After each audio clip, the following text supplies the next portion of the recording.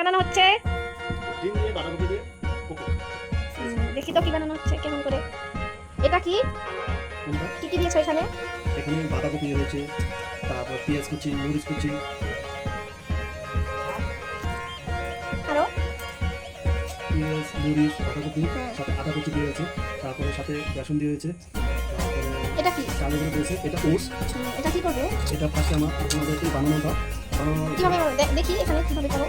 বানিয়ে এখানে রেখেছি। হ্যাঁ। এটাকে নিয়ে দিনে চুবাবো। হ্যাঁ। দিনে চুবিয়ে ওটস উপর দিয়ে দেবো, তারপর আমরা চলে এসেছি। বাহ, টেস্টি লাগবে। ঠিক আছে, আমরা পরে বানানো হোক তারপর দেখবো।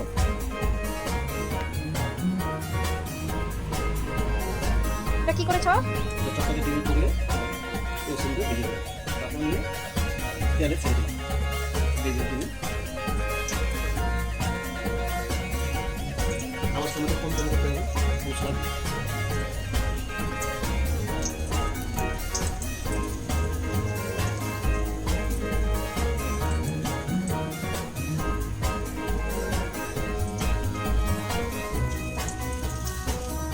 এই তো বানানো হয়ে গেছে। কি সুন্দর দেখতে লাগছে, খেতেও সুন্দর লাগবে।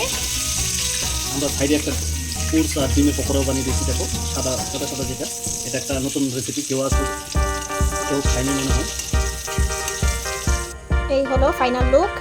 দেখো দেখতে কি সুন্দর লাগছে।